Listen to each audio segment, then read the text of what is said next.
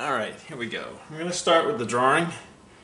And because it's a city, I have to be very mindful of perspective and some of the details, but I try hard not to get too involved in my drawing. So let's get the horizon in, which according to my sketches is going to be right around here. Great. Let's just get shapes in. This curb comes down like this. I try not to draw too much on my right hand side too quickly because when I start on the left hand side, my hand gets in it and smudges it all around. So I'm going to get the church in. What I like to do with the church is always put first just a straight line down. Now you could use a ruler on this if you wanted to. I usually don't use a ruler, but that's acceptable. Now, steeples are always equal distance on either side. Perspective can sometimes really screw you up on that note. Let's see. Come on down here. It does some funny architectural stuff, which I really, you know what, I'm just sort of indicating on my sketch because I don't want to get into that detail and on an object or subject that's so far away. That comes over here too. Oh, I'm going too far, too fast. No, I'm up here. There we go. Okay, then there's a whole. Excuse me. I'm just going to blow my image up on my iPad here. Oop, no, come back. There we go. So I can see it a little better.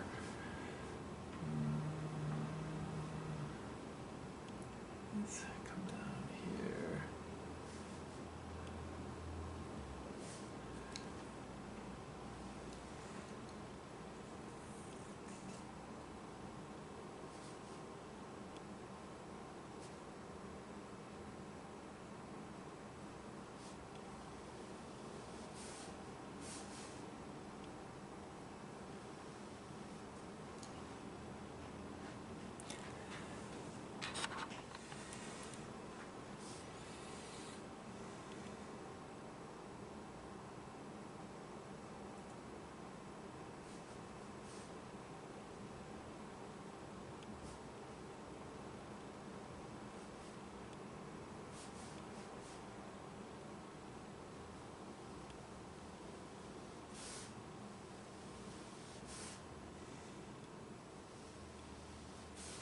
Okay, just getting a shape that I feel comfortable. So, small window up there, and then there are two.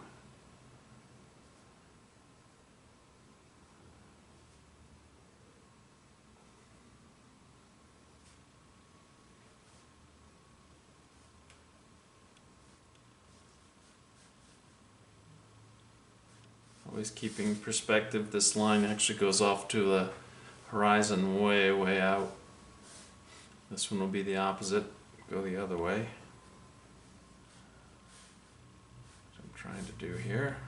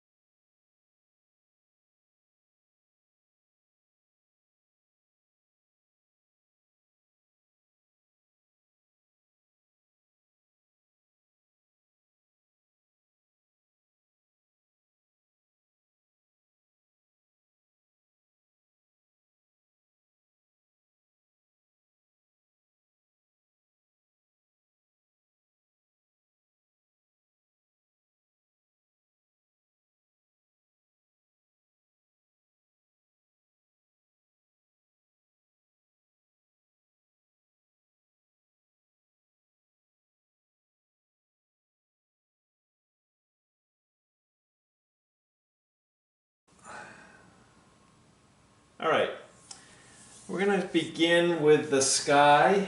I'm going to use a mop brush, new mop brush. I try to keep my skies light. When I first started painting, especially in watercolor, I used to make my skies very dark, like ultramarine, and it's way too heavy.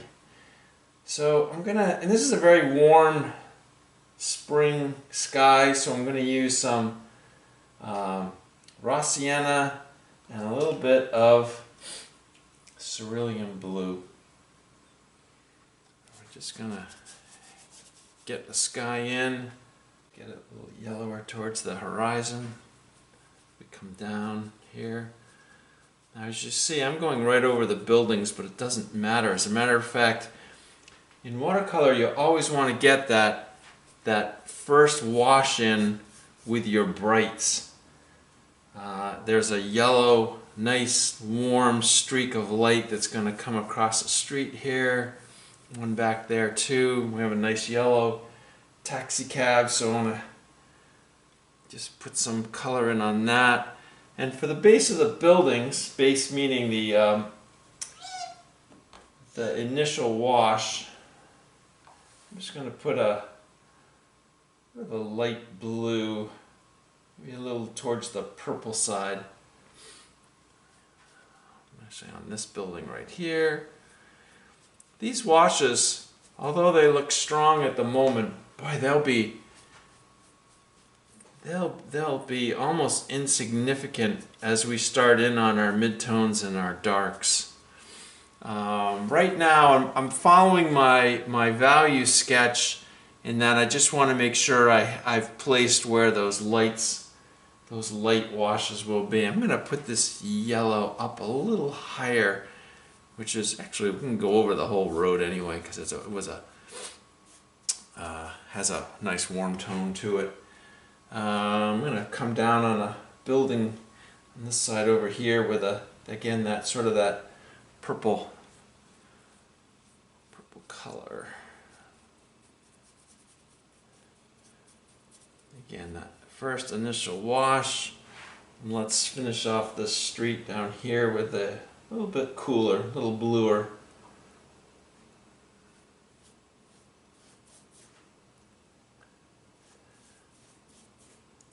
This is a new mop brush for me. It's a Da Vinci and it's partially synthetic. I had an Isabey, which is right here, which I've used for years. But it's natural hair. It's very soft, which is nice. But I like the stiffness of the mixture. Okay, all right. That's a good initial first wash, which now we need to let dry. So I'm going to stop the cameras for a minute. Okay, it's feeling pretty good right now. And I'm going to start with these background buildings anyway, so even if they drift into some of that sky, there's no problem there. Clean off the palette. I want to keep these background buildings fairly blue, cool for being in the background. I'm going to use some cobalt blue and some burnt sienna. This gives a nice neutral blue. Let's get a little more to the blue side there. Okay, neutral gray I meant. I'm going to start with this building right here.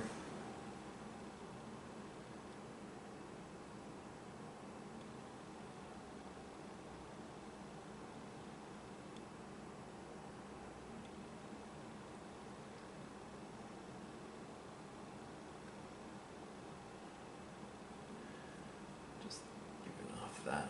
There we go. And just for interest, I'm going to warm it up just a smidgen right through here with some more burnt sienna.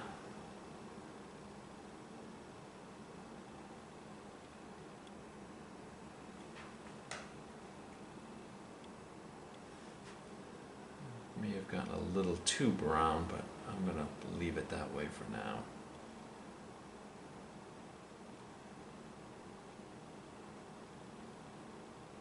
Good. There are also some dark windows in there that I don't really want to focus too much on them, but let's just, while it's wet too, they'll just spread out. Just put something in like this. That's fine. Good. Okay. I'm just going to move my way over to here. Some of those buildings have a little more red in them. Even though they're in the background, we can turn them onto the purple side. A little rose madder with some cobalt.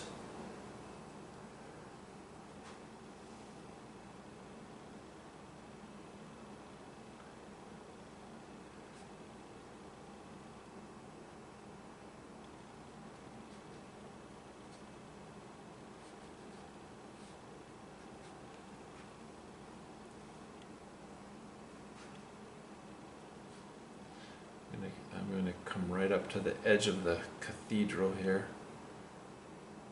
Grace Church.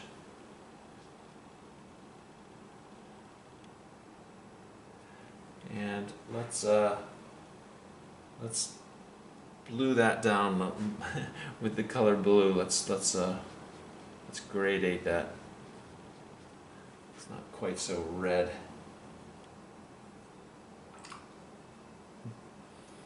I have a tripod holding up my phone to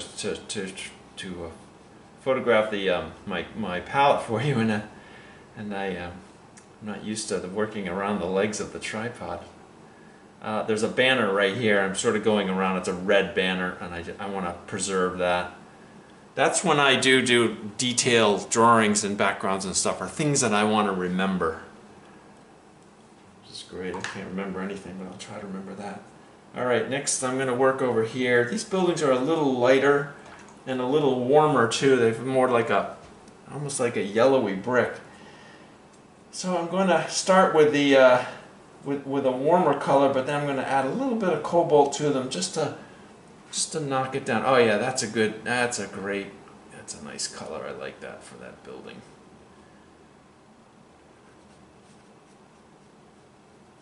And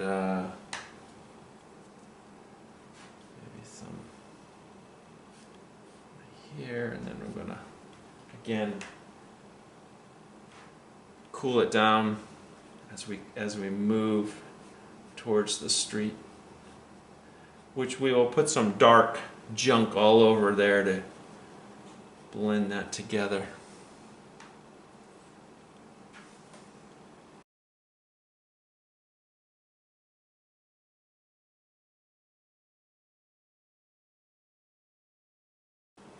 I'm going to come right down to the street level there.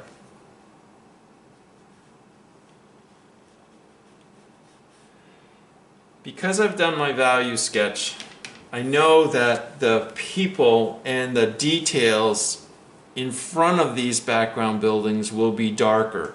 So I'm not worried about painting them around them to preserve any brightness. We'll go back later and put white gouache for some highlights.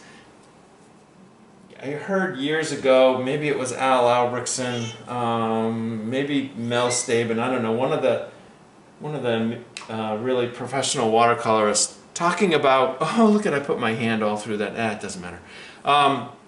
Talking about trying to do one wash instead of going around things, which is really important. Try to do a whole wash. You can go back later and correct it. And I believe that's quite true. I'm going to finish this building over here before I do the church steeple. This building was kind of dark, which is nice because it sets the steeple off.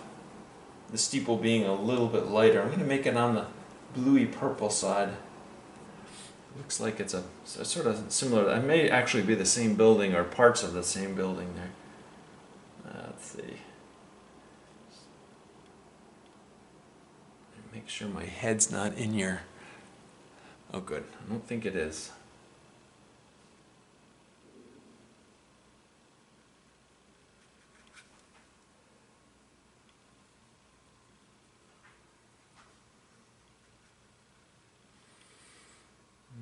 come down to the church roof right here. The rest of the church, which has a patinaed copper roof. It's kind of green, which we'll put in. We'll put that in. We'll put it in right now. What the heck? For that, I'm going to use some leaf green. A wonderful green color. But I'm going to knock it down with some... Ooh! That's cerulean. Cerulean and leaf green become pretty bright. So, let's keep it that way and add just a touch of red to it. There. And that just calmed it down.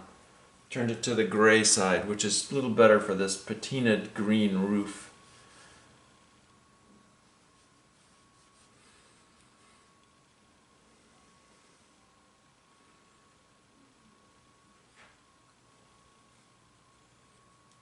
Just gonna blue it up a little right there.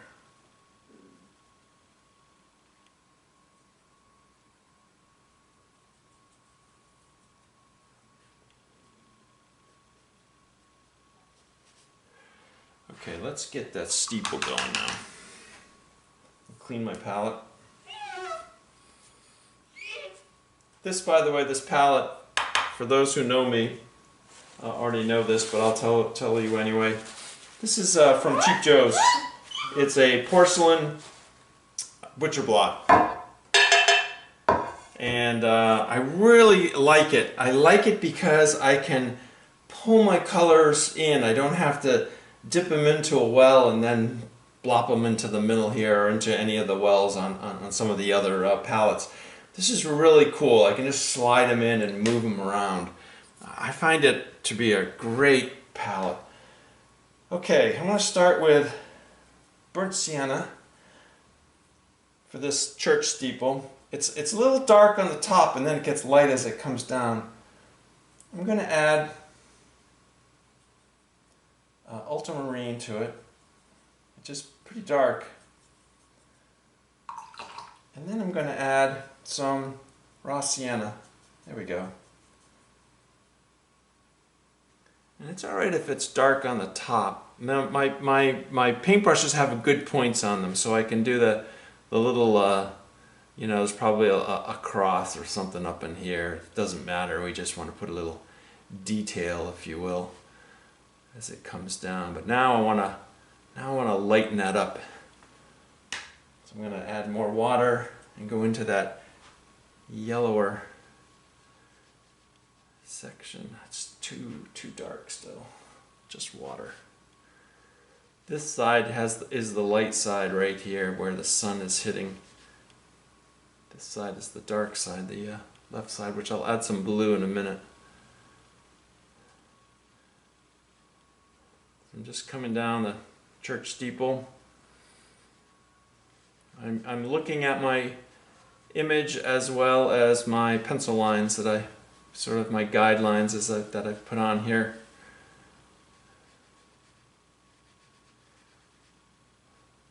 It's very intricate architecture. We don't have to be that detailed with it. I mean, you can if you want to, but I'm not going to be that detailed. It looks like I'm not even here. I'm going to just pull this out a little right like that. Again, it comes to that original line I told you about when you're drawing steeple balances on either side of that line. I'm going to get some dark ready for those details. It's very wet right now. It's too wet to get in there. But I will, while it's wet, I will put the shadow side on. Get some blue.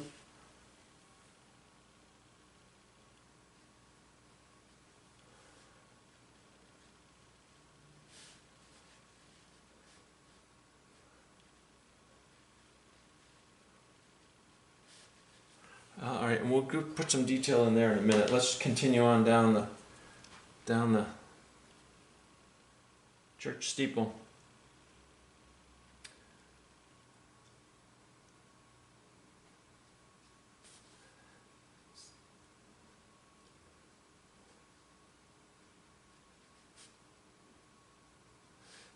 in perspective, Bill.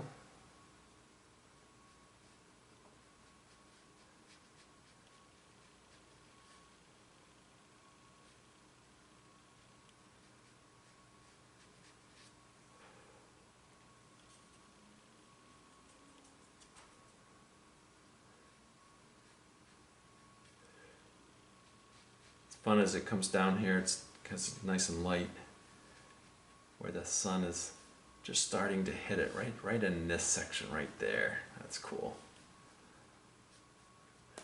A little blue around the other side where it's in shade, so we'll change that. We'll add a little blue to it as we come down. Yeah, that's pretty cool.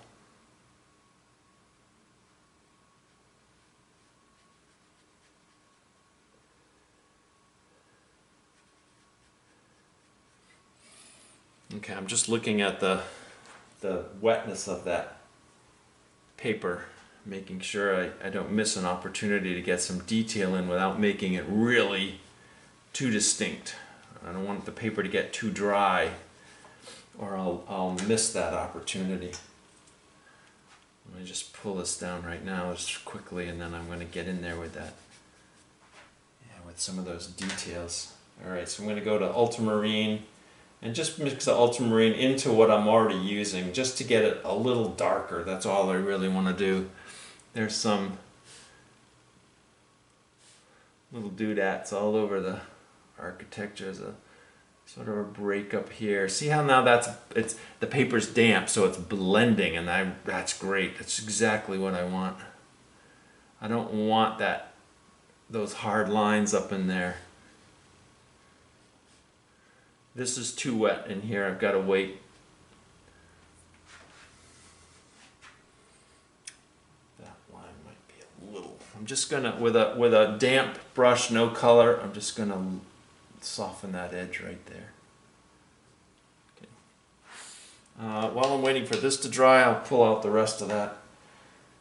Get back to my raw sienna, burnt umber. A little bit of ultramarine blue.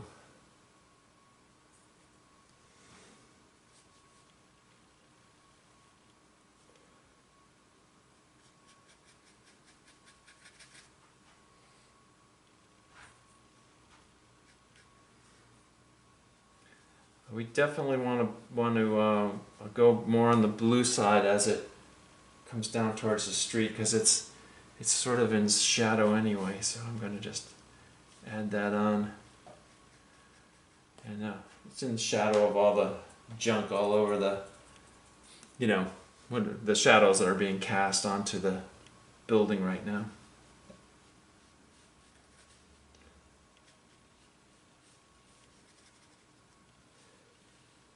Now see, I just went right across our hero, who was smack in the middle. Nice composition. But I'm not worried about that, because we're going to darken her up, and then we'll hit her with some white gouache to make her look like she's in the sunlight as she's crossing the street there. Good. All right. This forms a great shape in the sky. Very interesting, which I like. I love church steeples and buildings that break up any kind of sky. And then, of course, we'll have our street light, which I'm going to move for this painting, because it's kind of, I think I'll move it. I don't know. We'll see. Maybe I'll leave it where it is, in the photo, that is. Okay, how are we doing up here? Oh, good. That's getting better.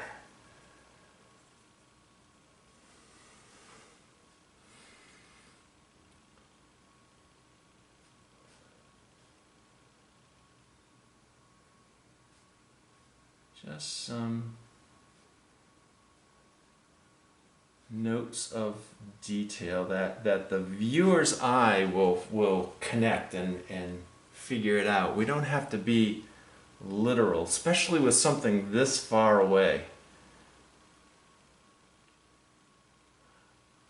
I am gonna come back and hit those windows, those beautiful church windows, a little better than that. But we'll give them their detail there, and then there's a bunch of stuff over here. And lots of architectural details, which again we're not going to get into. We're just going to indicate. This is a little wet down in here.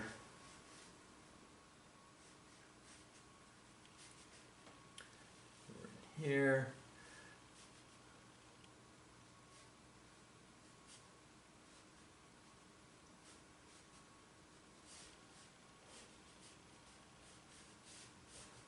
I'm going to come back at this with some darker values in just a second. Everything there is just a bit too wet. While I'm waiting for that, I'm going to put some cerulean, as if some of the windows on this apartment building over here, or condos or whatever they are reflecting the sky. So I'm not concerned about where they are, and all I'm concerned about is following my perspective lines, and we'll pick and choose what we want. We'll work around those.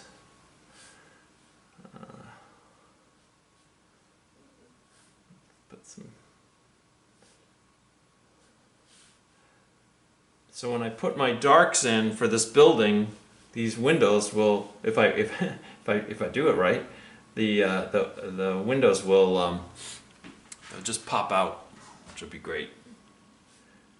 Okay, that's enough on that. This is still a bit wet.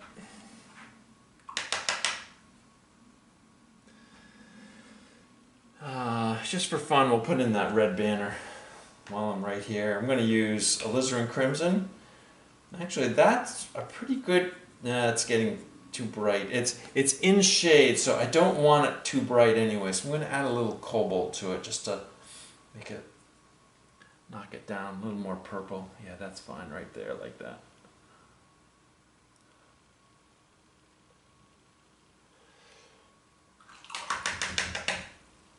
It looks like a hole right now, but when we put all the junk in that's around it, I think it will work well. I'm going to get that red out of there. Okay.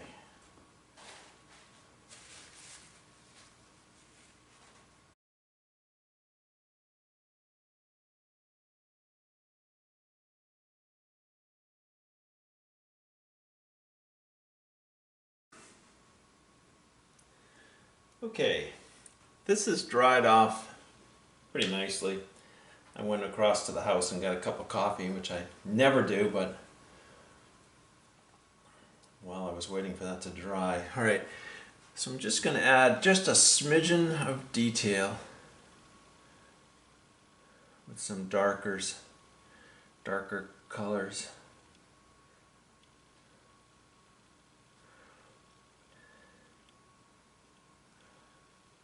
Following these windows. Yeah, believe it or not, it still is a bit damp. The weather is not conducive today to drawing. It's cold and damp.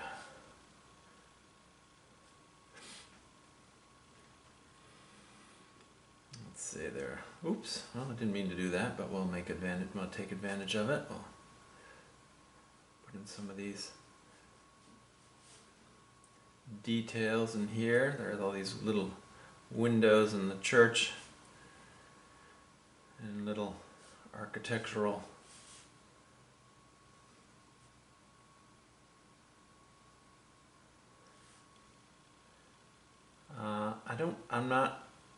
you've probably noticed I'm not getting all hung up in exactly what they're supposed to be and where they are and all the detail you could get into, for a couple of reasons. One is it's still quite a bit away from where we are standing on the street here. But the other thing is that we're going to have other things. There are some trees and people and stuff, and those will take up a lot of the attention. So this is really just background in through here. I'm going to put a line across there, one there.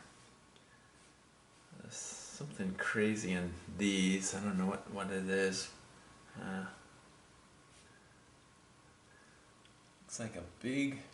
Oh, I see. It's a different facade of the church, I guess, where people go in, or a door or something. I'll just do that. Indicate that there's something going on there. Also in here too, just some.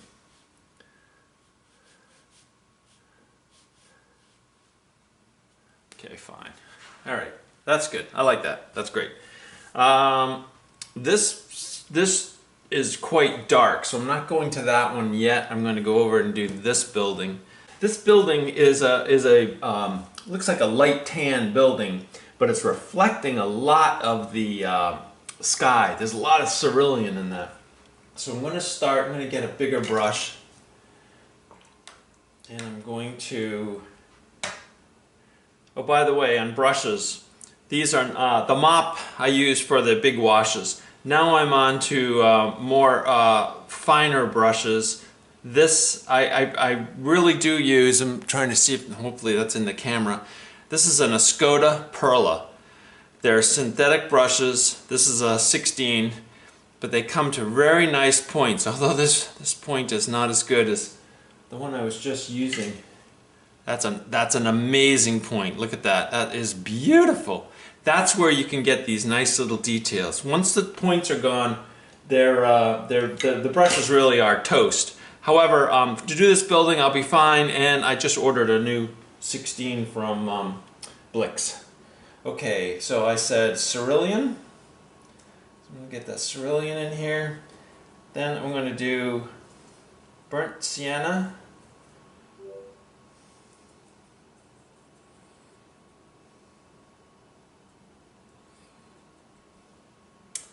To that burnt sienna, I'm going to add a little cobalt because it's just a little too brown. Yeah, that's getting a little better. All right, now let's put it with the. Yeah, that's the shade. That's what I'm looking for. Okay. Now in my value sketch, it's pretty dark. I need to get it darker than that. So I'm going to probably let's move all that color up here. Add a little more cerulean to it.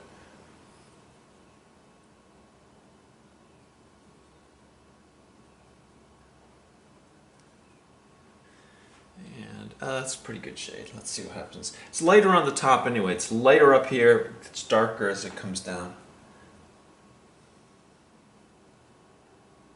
Touch of water. Here we go.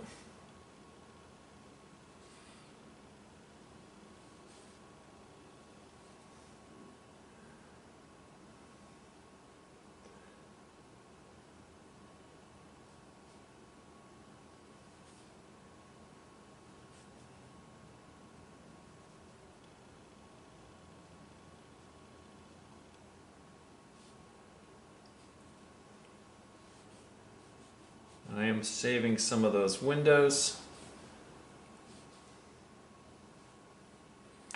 Yet I'm also trying to keep this as a fluid wash, so it's quite wet.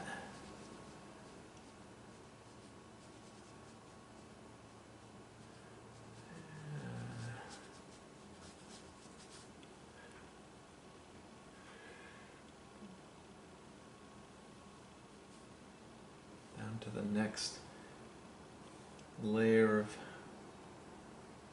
story of windows. We don't want to put in every window. If you start putting in every window, that's what you'll look at in the painting. It's like the window and how many are there, and are they right, or are they offset, or what's going on? I mean, that's not the detail you want to look at. The detail is going to be down in here. So this just sets the stage, sets the tone of our play in New York City. All right, now I want to get this as we move down. Oh, you know what? This building has these funky little porches out on the side, which are kind of cool. I like those because again, it adds something to that sky shape. All right. My color's getting too light already. I've put too much water, so I'm just going to mix up a little more. Cerulean. But I'm going to go back and get more cobalt because it is getting bluer and darker as it comes down. Yeah, that's maybe a little too dark, but that's okay.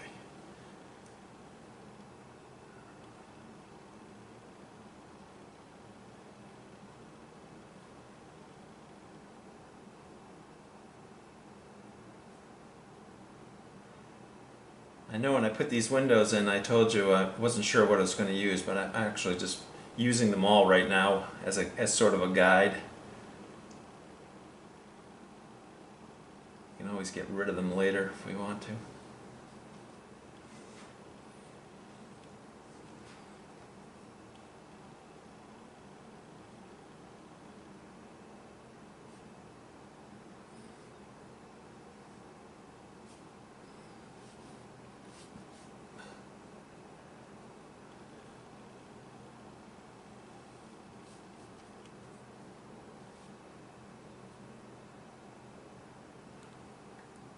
Just making sure I'm on record, that would be great. I forgot to push the button.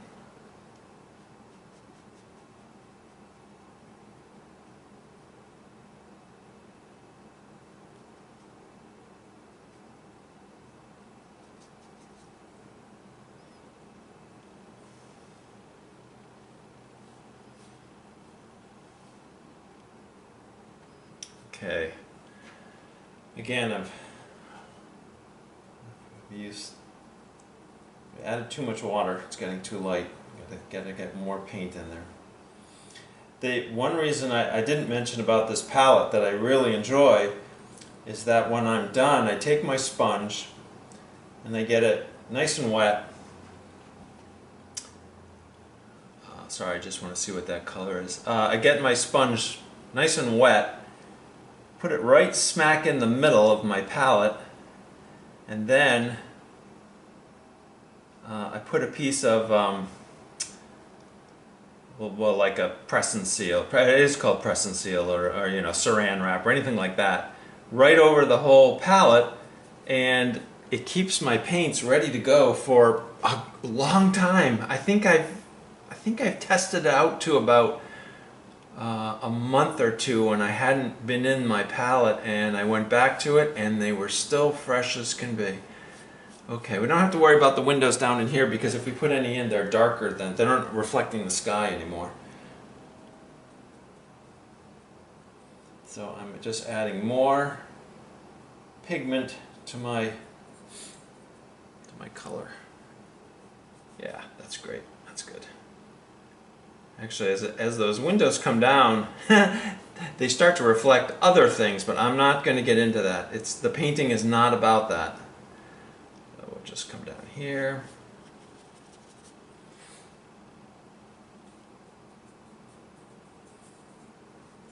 Unless, of course, I was commissioned to do this apartment building, then we'd have a different slant to this painting, wouldn't we? Alright, now as I come down to the taxi cab, I am going to be a little more careful of that. I'm going to just work around it a bit. I don't want to have to use total opaque colors to get the taxi cab back.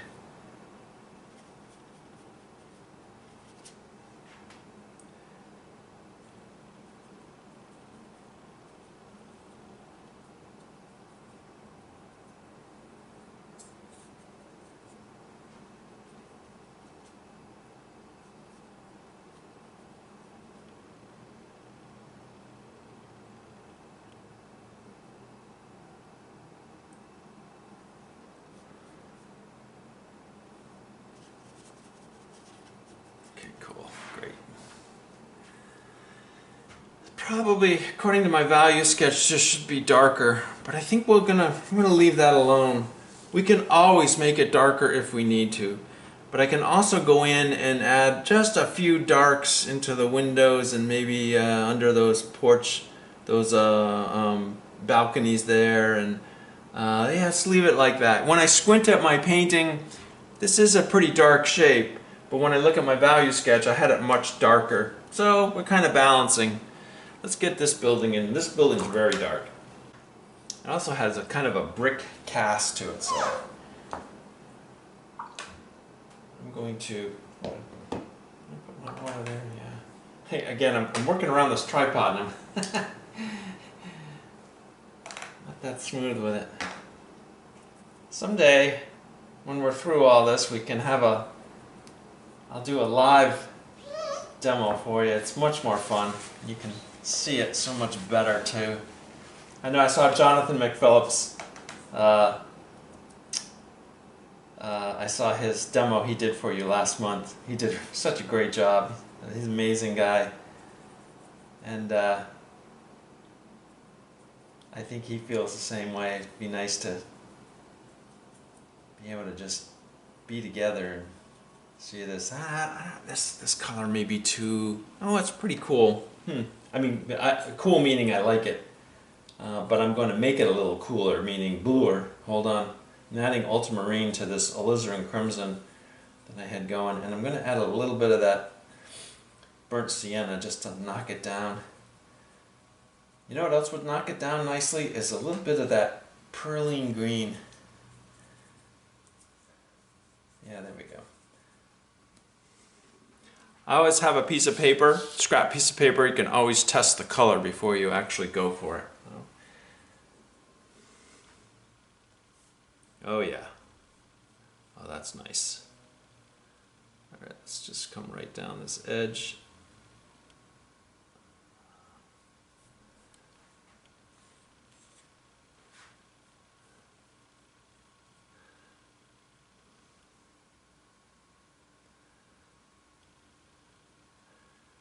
I usually paint standing up as well.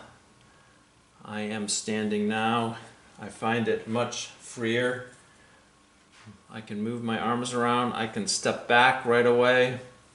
When I sit, I tend to feel as though I'm more stagnant.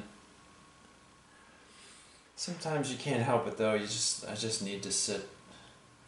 I was out with my grandson painting, and so he was sitting. I was sitting with him. It was fun. What a joy! What a pleasure that was, man. He's 5, and he asked me if I would take him out painting. Oh, melt my heart. Okay, let's come right down here.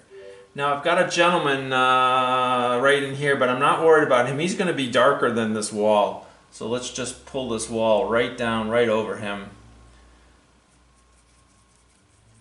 And it kind of finishes off right here. It's not real detailed in my photo, and I don't really need to.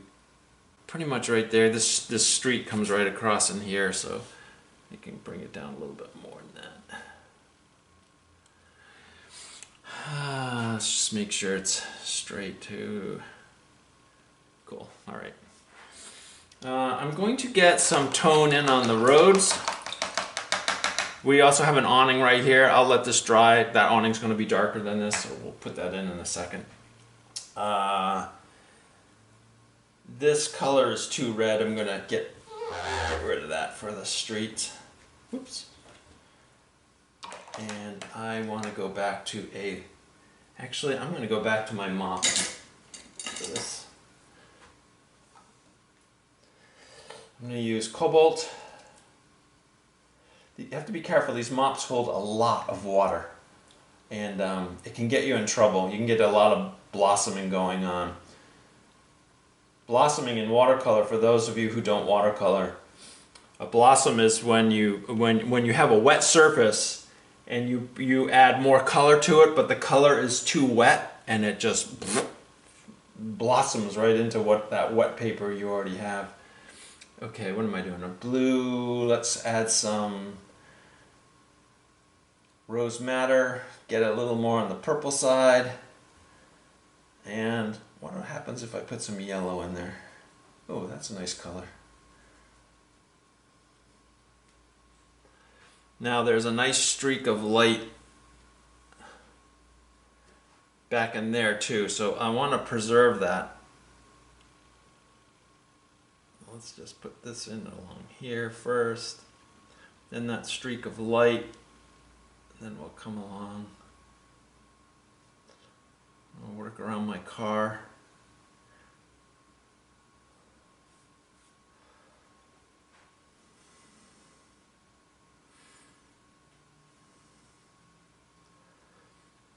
Now I'm going to be very mindful right now because I do not want to lose this nice streak of sunlight coming across here.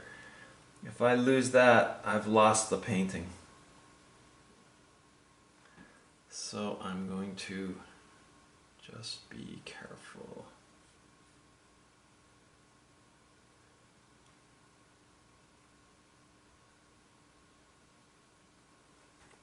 Okay. Now you can see that that shape, that sunlight is coming in. I'm a little thinner right there.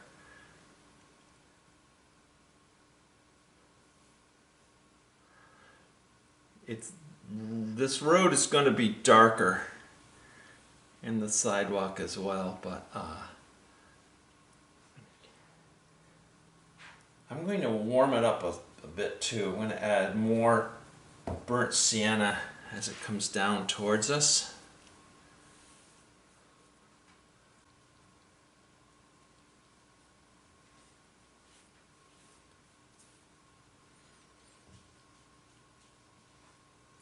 Actually creating a bead. A bead is when you're working vertically. I'm standing. You put your wash on and it forms this dark edge right here. That's called a bead, which is really fun because you can keep moving that bead down. See how it just all collapses down to that, right to the edge, and forms nice gradations.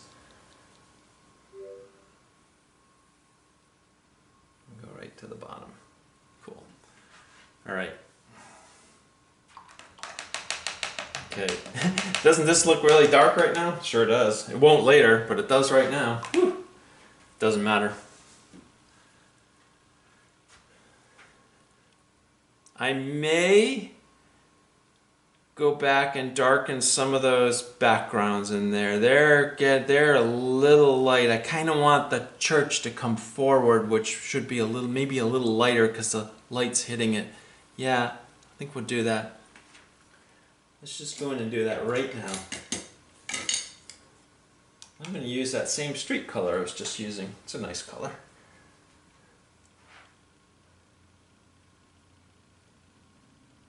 Go right over all of this.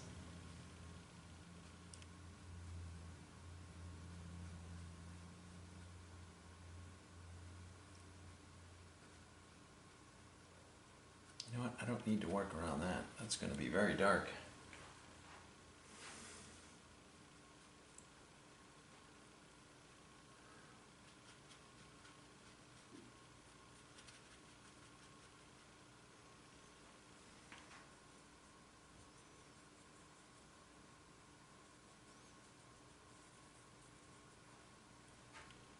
Here too, yeah. See how now the church steeple all of a sudden will start to come forward?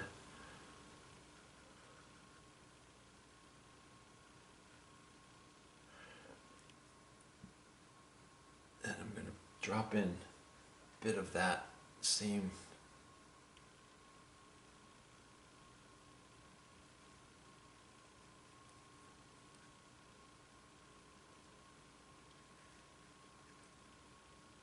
It's wet, so it's just falling down. Great.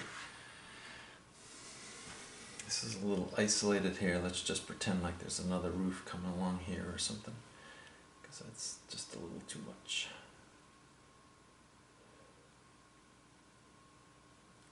Okay. All right.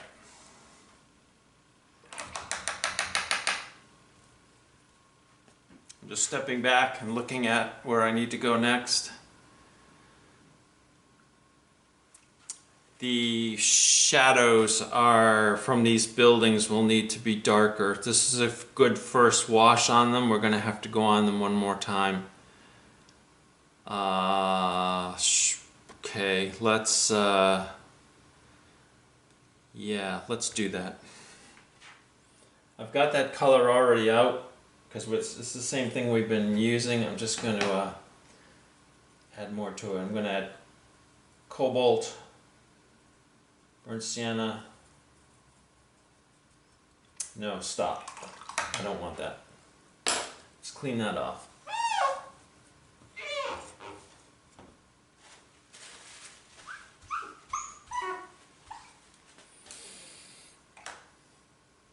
I want it to be a very blue.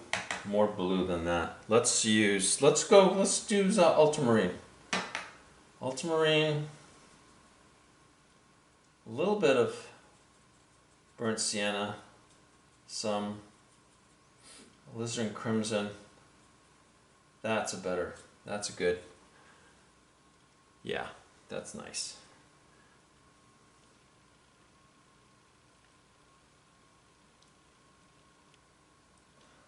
Be mindful of that taxi cab. Let's add a little streak back in here. Oh, I hope my head's not in the way.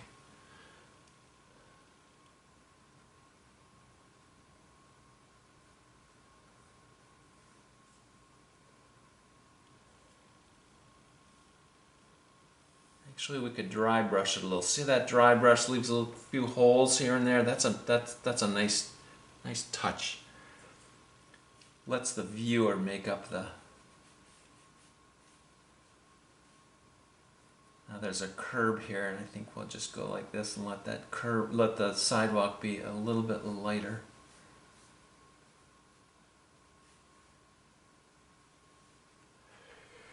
Yeah, if I don't screw it up. Let's get this darker here too. I'm going to need a bigger brush,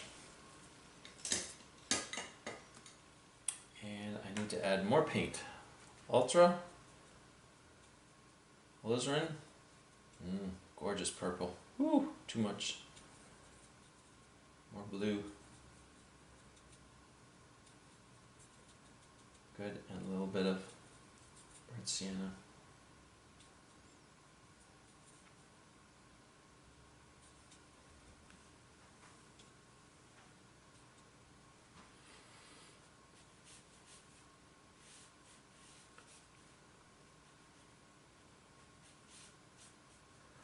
I am going to take a different brush, wet it,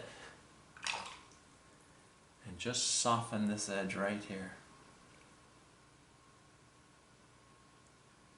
Like that, because the shadow of some building way over there casting this is so far away that it wouldn't be that hard edged.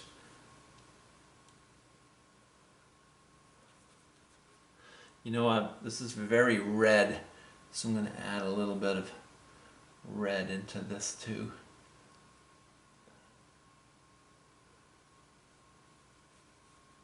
Just to tie the two together.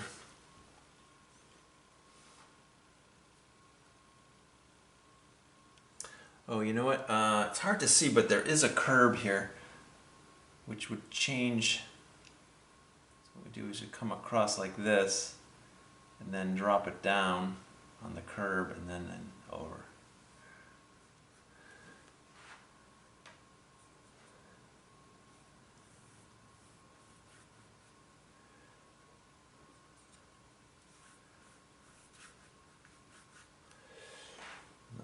Running out of paint.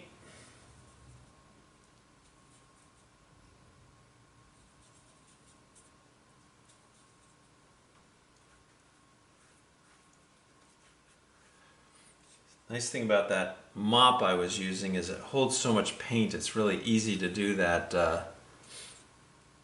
that bead I was just telling you about.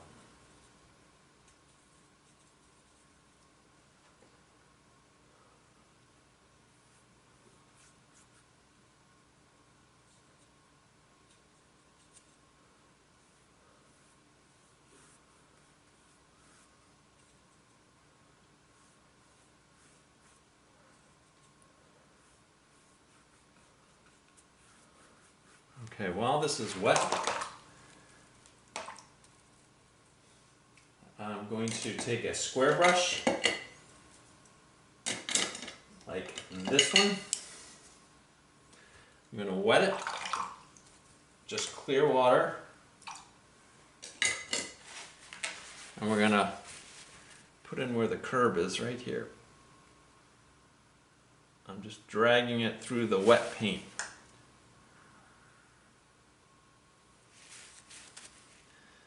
Comes up over here too. Let's leave it like that for now. All right.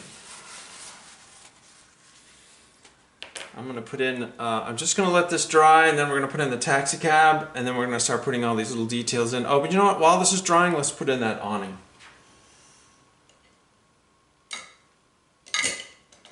It'll be very, very thick paint. Ultramarine, very dark, almost black. Some of that pearline green. Maybe this could be a green awning anyway.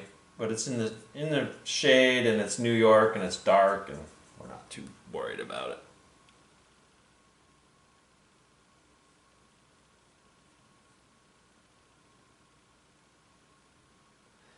I'm probably going to get a line right there on that, where that burgundy building is in the shade.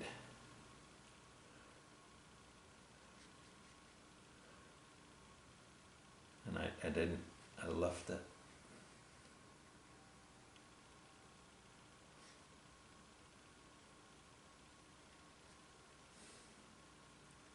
I'm just going over this just to try to see if I can blend that burgundy color into this green, and that way it will,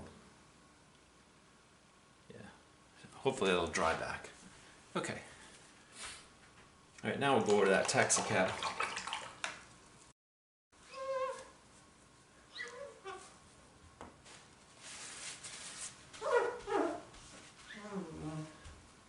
Usually I always start with windows, because windows really help define a car, especially the windshield. And I usually make them dark, and I think I will do that here.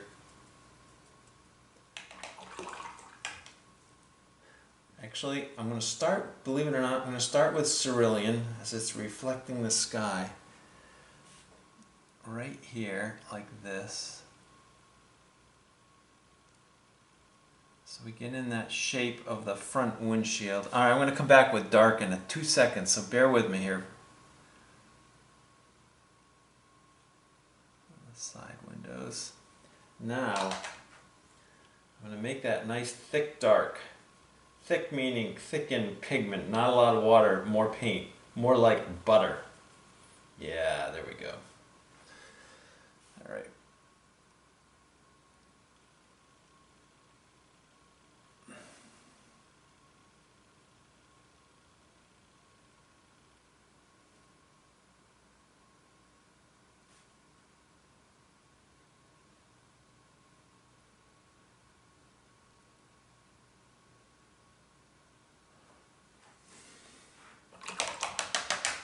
This taxi cab is very yellow. I'm going to do my, actually I'm going to add, I'm sorry, I'm using my raw sienna, but I'm going to add cadmium yellow to it. Not for the top surface, but for everywhere it's got shadow on it.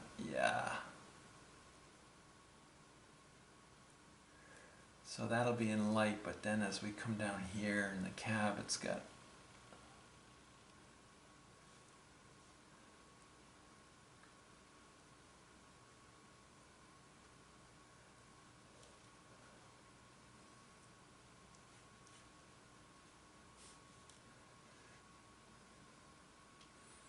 okay, now it's going to be the darks that are really going to make that into a cab, and you're going to see that in a minute, but I have to let that dry. The other thing is I need to give this top sign some dimension. It has a front sort of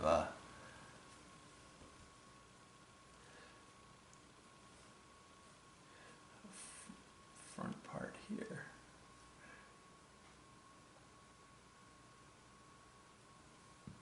And then has obviously some kind of writing on the side, which we don't put in, we just put in indicate some sort of something along there, like that. Alright, when this dries, I'm going to turn, then I'll really make that into hopefully a better looking car than it is right now. Alright, while that's drying, we can put in some trees and some junk in the background. This was early spring, so the leaves were not out yet. Now we're getting into this, as I just said a minute ago, we're getting into this very thick paint.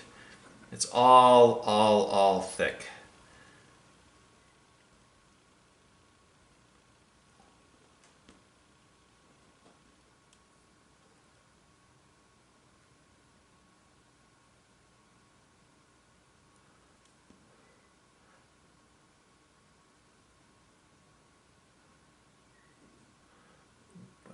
Another tree, let's see, let's put it right here.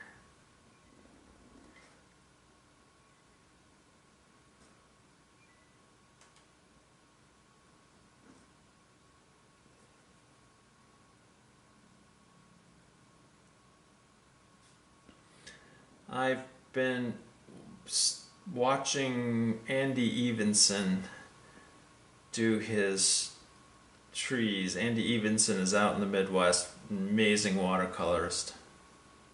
And I love how he does branches in the wintertime. And I'm going to show you that in 2 seconds. He doesn't paint every branch. Instead,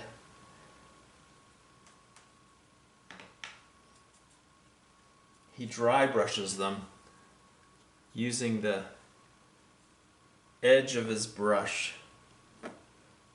I always have a hard time getting my hand in there the way I want it.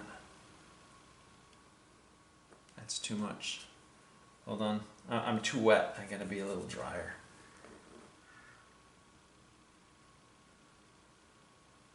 I did it here fine.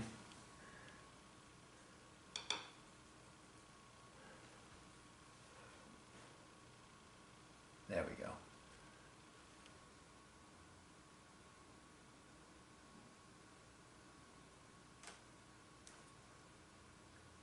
The dry brush, this is cold press paper, Arches, 300 pound. So the dry brush is just picking up the texture of the paper. It's much easier to do on rough, because you know, rough watercolor paper has that really rigid bump.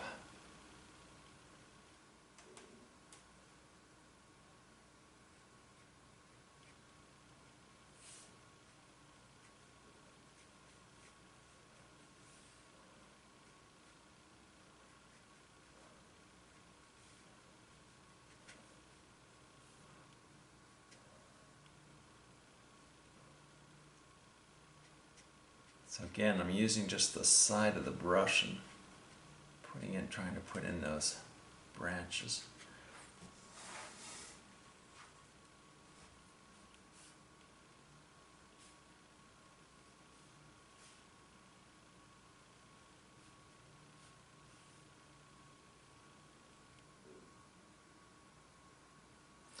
Okay, there's also a lot of just stuff over here. Shapes and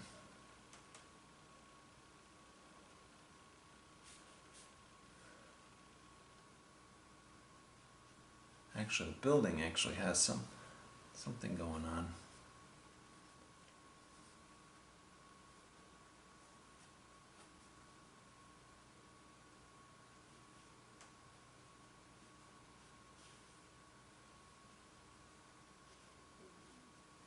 Let's blue that up a bit.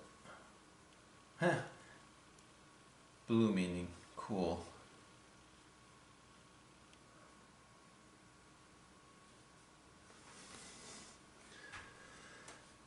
All right. Let's get some over here too.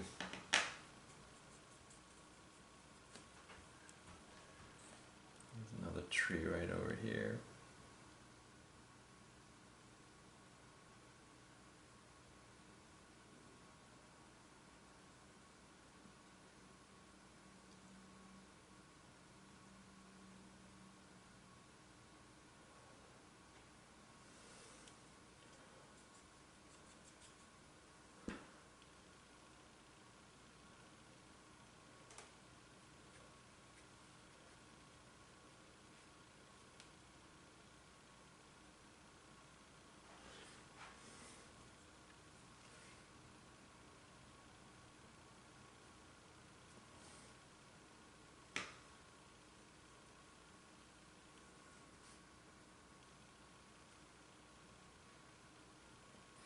I'm just putting in stuff back here. We don't know what it is. Could be people, could be signs, just junk.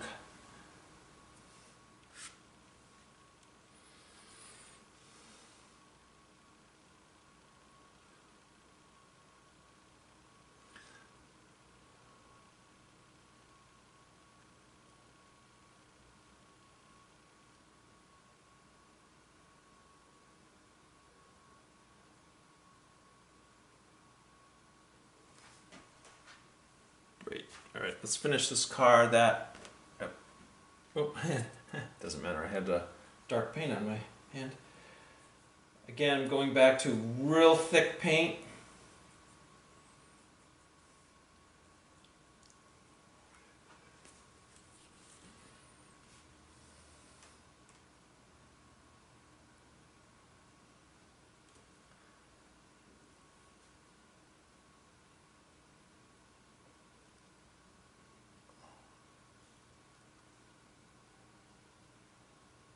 Get very dark tires in.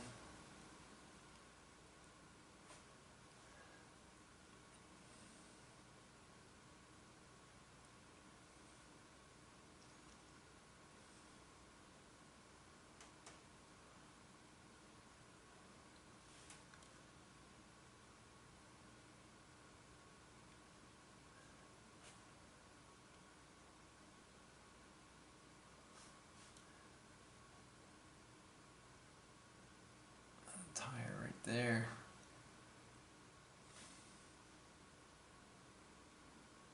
Other thing about cars is that the shadows underneath them are extremely dark because the car has such a thick, you know, it doesn't let any light in, so we're just gonna put in some shadow here underneath that car.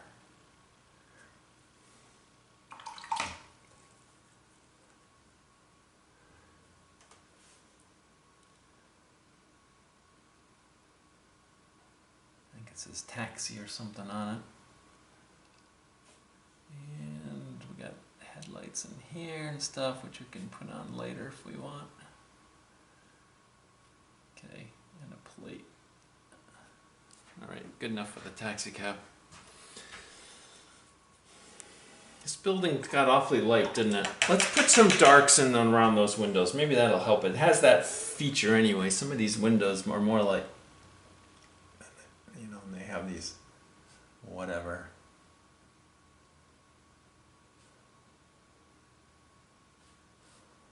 Without getting too detailed. That might just help it. And under these patios.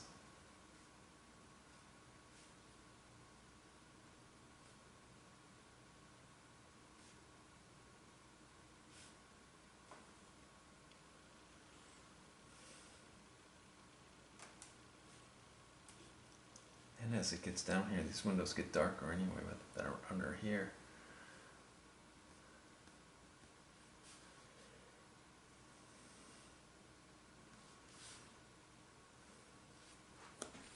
Alright, let's leave that alone.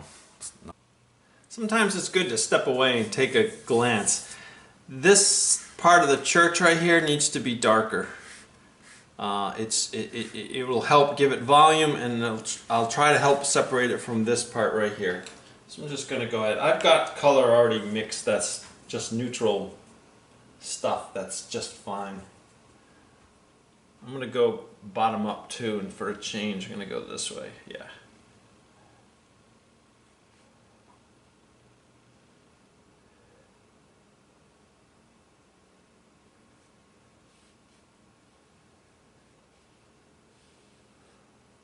Here, I think that will just help soften that as it comes up a little more. Let's also give that a better edge right here.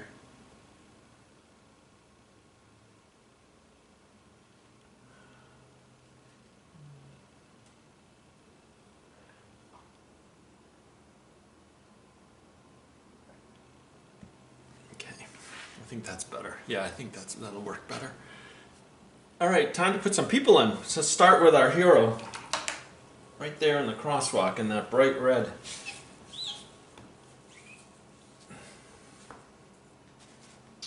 Okay, I'm going to do that. One more quick thing, sorry. It's just this side of the cab needs to be toned down. Okay, that's better. I just put a cobalt wash over that. All right, I'm going to start with their head. So I'm going to use just a blop of burnt sienna. Let's see, I think I had drawn her right here. I think I'm going to move her up over to here. And her head's got to be in line with us, which is right there, so. Actually, let's move her even over closer to here as she's crossing the street. All right, there's her head. She has a red jacket on. I'm going to use alizarin crimson right now to make her jacket. And I'm saying that because I'm going to probably come back and hit it with cadmium red where the sunlight's hitting it. So she's walking forward. Okay.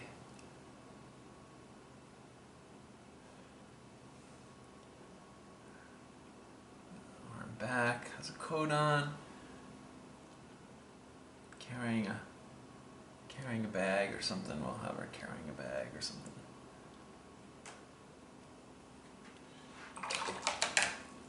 I've heard many artists say you can never make a head too small, which sounds so funny. But if your heads get big, they look like children or they look like Martians. So you have to be very careful. All right, she's got a skirt on.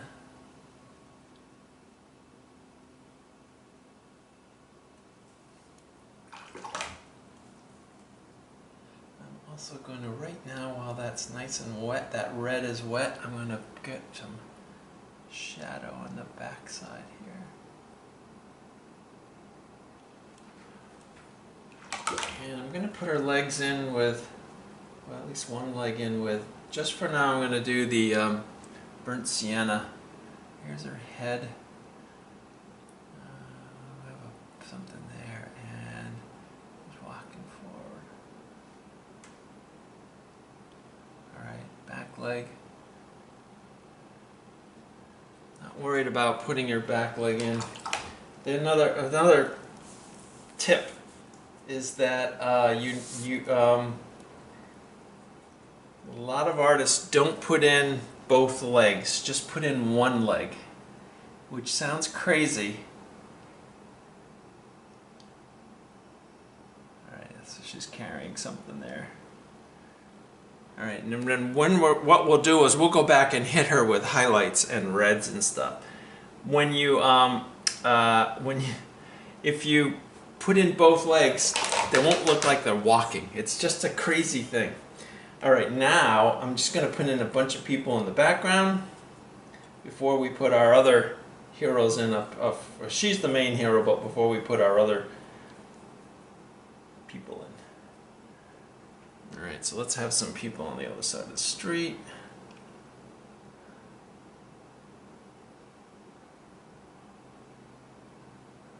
We got two people walking here. Another one up here. We'll pretend like there's some people way back here walking.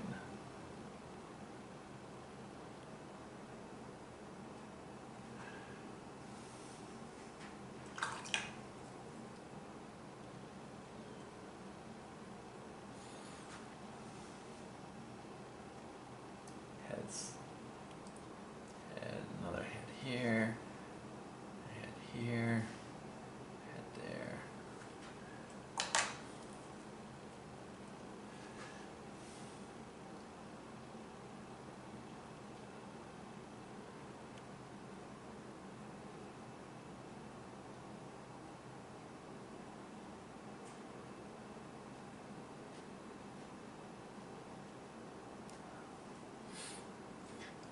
So these shapes read as people.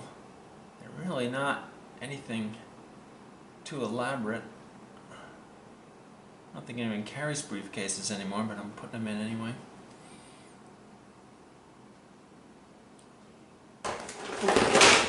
Boom, there goes my easel. Hold on.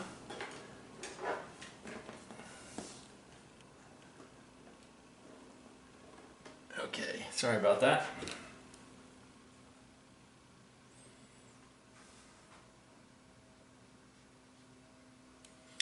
And how about some more? Ooh, I got their heads a little low there. Well, I gotta pull them up a bit.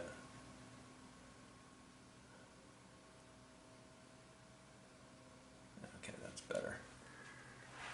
It's more people way back here. I mean, it's New York City. There are people everywhere all the time. It's crazy.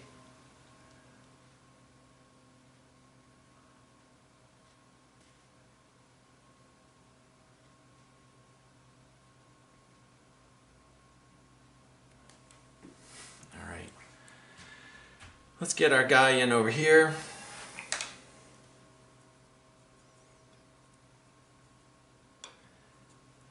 I usually always start ahead with this burnt sienna. Just get the head in and get the clothes in around him. All these people over here are in shadow, so I'm making them relatively dark.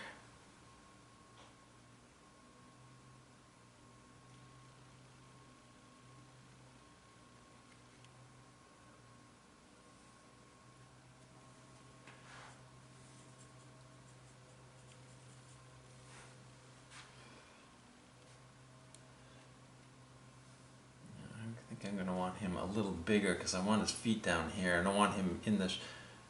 well, he could be there. Hey, well, come on. Let's give it a try. Let's see what happens. All right. He's got a... and one leg. And he's got to be carrying something. I don't know what. Tool case or something. I don't know. Who knows?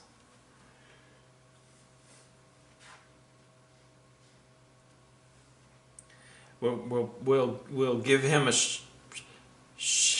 we'll give him a shadow. I don't know if I want him in the light though. Shoot, because I want her to stand out. This comes with planning. See, I've got him. Okay, I gotta make him bigger.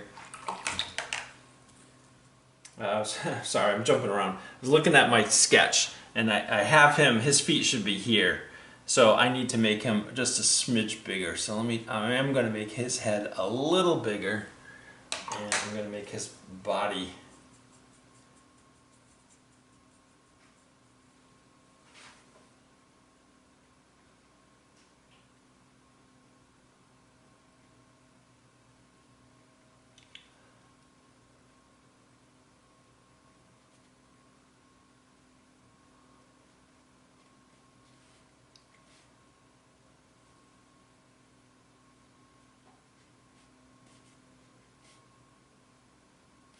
Hunchback of Notre Dame at the moment.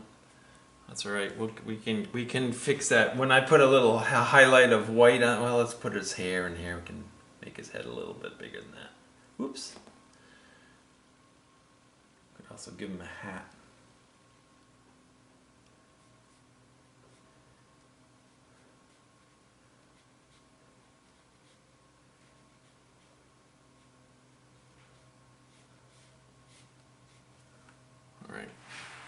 He won't be our main focus anyway.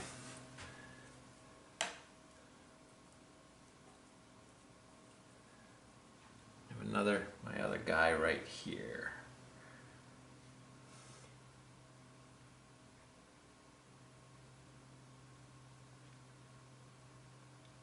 And he's got a t-shirt on, looks like.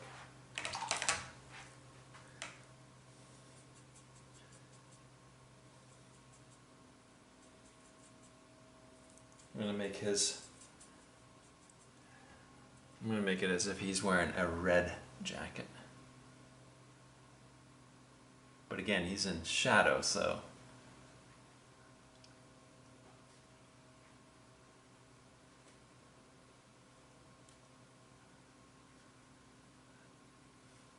And he's holding that cup of coffee. That might be a little tricky.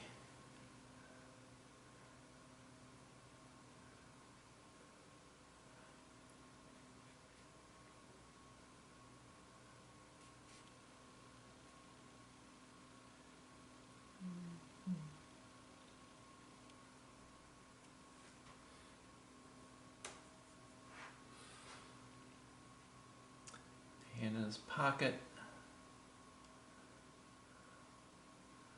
Cup of coffee there.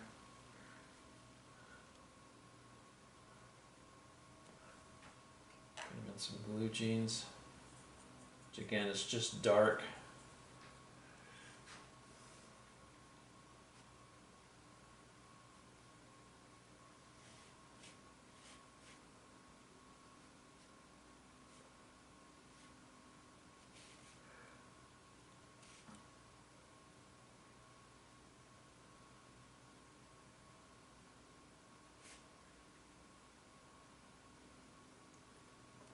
Come back and give him some detail later. I'll put another guy right there.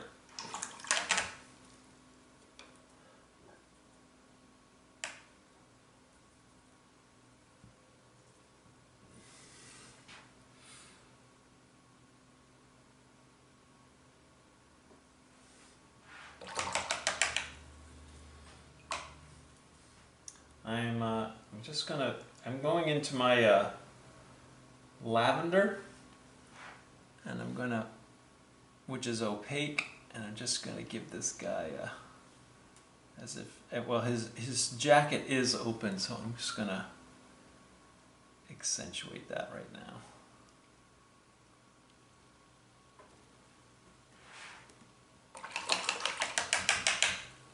Okay, now I'm gonna go, I got this guy going, and I'm gonna put him in kind of a lighter bluish.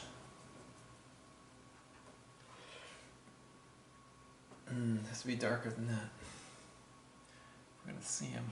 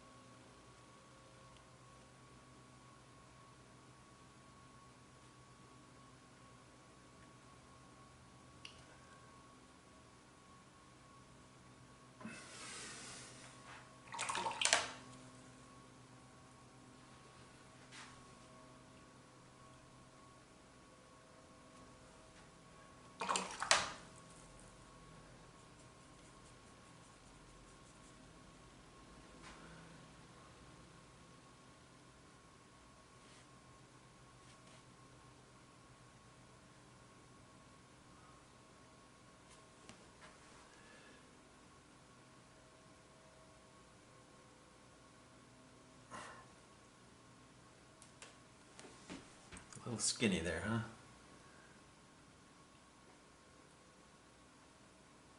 Okay, I'm gonna give him a backpack when he's dries off a little bit more.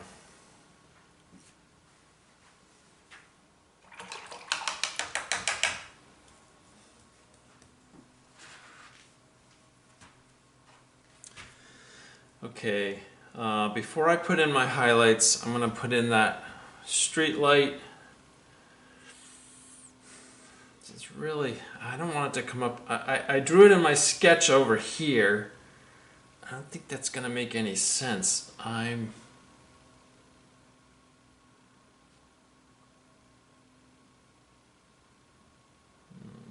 really is right there, but yeah, no, I guess I will put it over here after all. I gotta be very careful not to go right through my people here.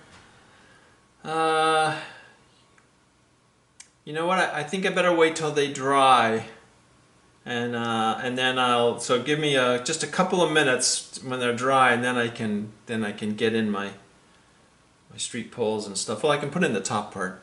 We're gonna put it in right here, And it just this arc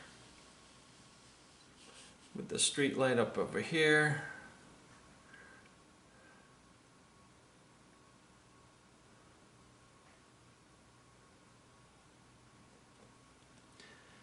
And then it comes down, does a little, has a little like fitting here that holds it all together, and then it comes straight down, but I'm going to go right through those people.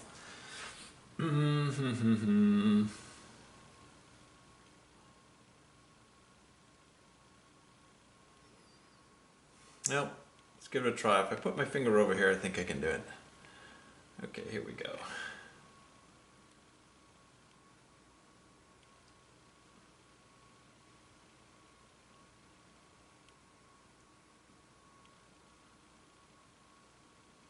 Yeah, okay, got it. Then off of this is a stoplight, which we're going to need to put some highlights on, but let's put it in anyway. Comes off like this. This is the magic stuff. This is the calligraphy. This is the fun of watercolor. It's when you get into this junk.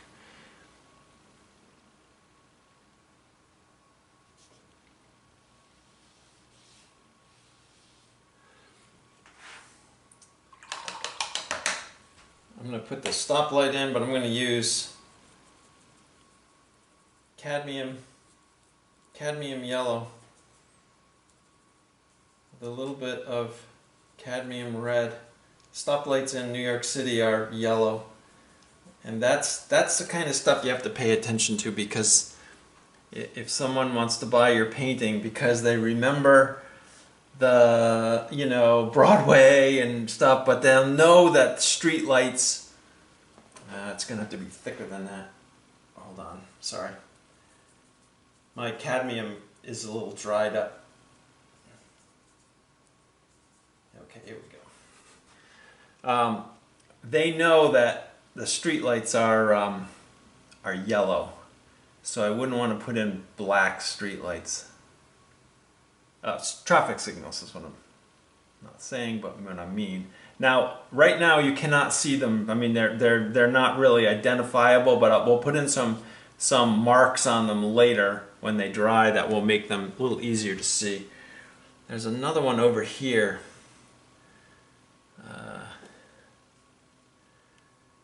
You know what? I'm not going to worry about that one.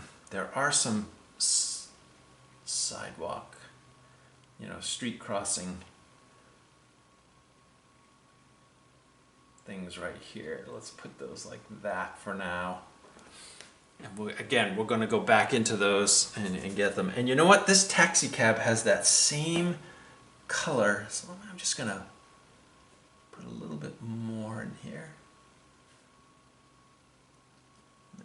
Great.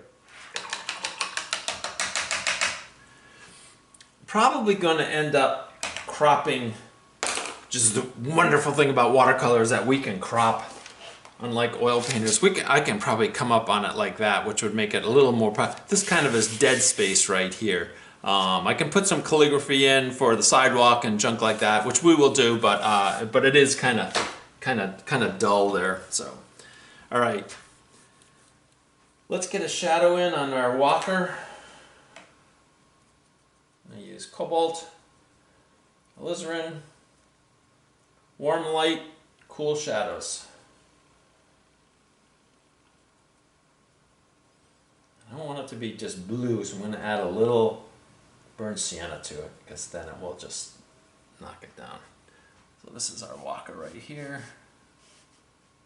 And that nice long light.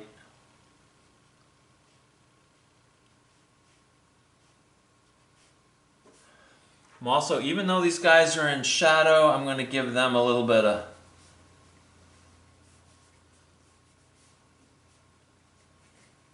something to ground them.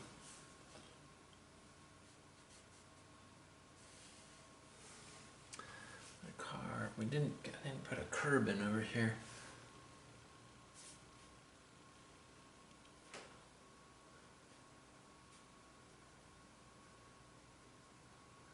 I don't know what that is. I'm just putting something in to break up that building.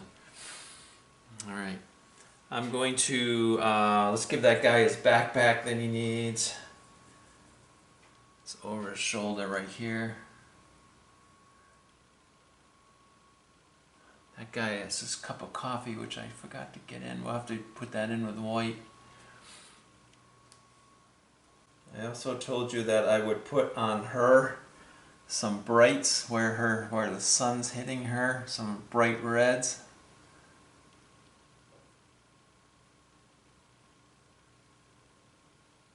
That. The stoplights are facing the wrong way, so we can't really. But you know what we can do? We can just put some red marks around. Just helps put junk in the city. That's probably a little too big. I'm not worried about it. All right, some whites. Titanium white gouache. And we'll start up here on the stoplight.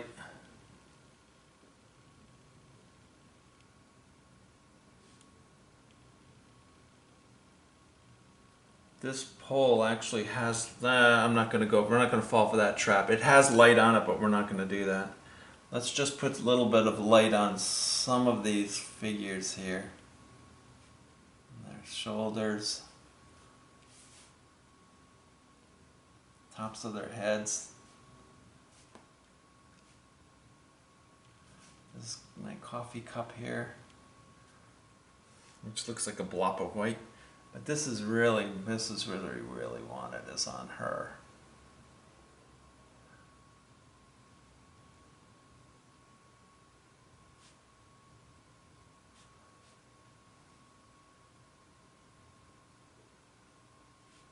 Because she is in the light, so there. So that sort of pulls her out of there a little bit more. Okay. I've looked at my painting and it's too clean and pristine. It needs to be grittier. So I need to put some stuff in the back. Herman Peckel, one of my favorite watercolor artists, he's very funny about this. He'll say, you have to get mad. And it's just what I need to do. I need to get mad. It's just too, yeah, see, it needs that kind of stuff, yeah. And let's just warm it up a bit too. It's a little...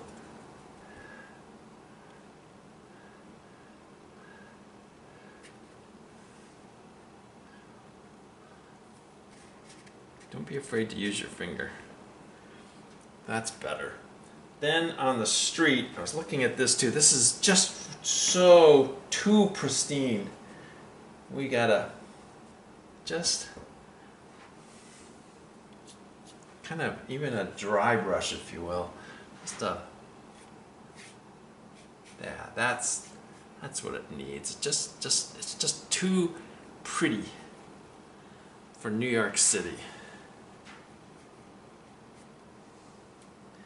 I told you that I may put some calligraphy in for the sidewalk marks. So that's just you know, that's this kind of stuff in perspective.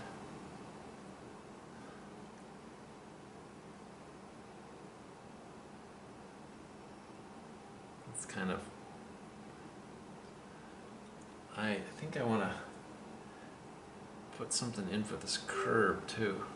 There we go. And I am going to put some white on that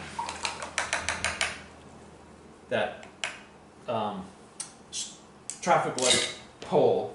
It's just too blah sitting up there. It should have had a loft and found edge. I use a particular brush for my gouache. It's just this old crappy brush, I think from Cheap Joe's. I did forget to put the headlights in. Do that. I'm going to just put a little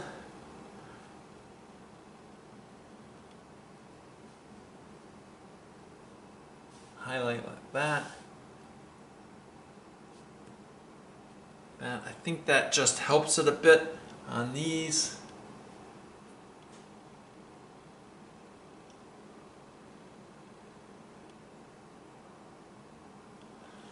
And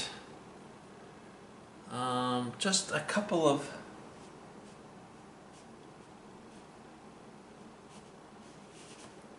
couple of marks of just something.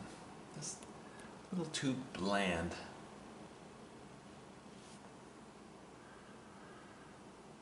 And that's it. I think I'm done. I thank you all very much for watching, for attending the Blackstone Valley Art Association, inviting me to come along. I will put my signature on here so you can watch that too, which is a big deal. But you know what? It is a big deal. That's one of my lectures. I've seen signatures that absolutely ruin a painting. So you really need to focus on your signature. It's got to be you, but it's got to be done well. I am probably going to crop up on this. I have croppers, but you know what? I'll just get a scrap piece of board. Probably going to come up on this like this. So I'm going to sign my name right here.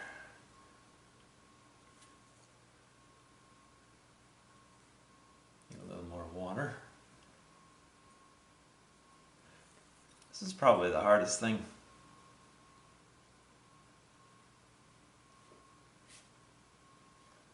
How I sign the B lane. It doesn't even have to be readable. And I usually use red, but I'm starting to change that too. I'm moving around to different colors that complement the painting a little better. However, I think the red complements this painting. So again, thank you very much, and that was fun.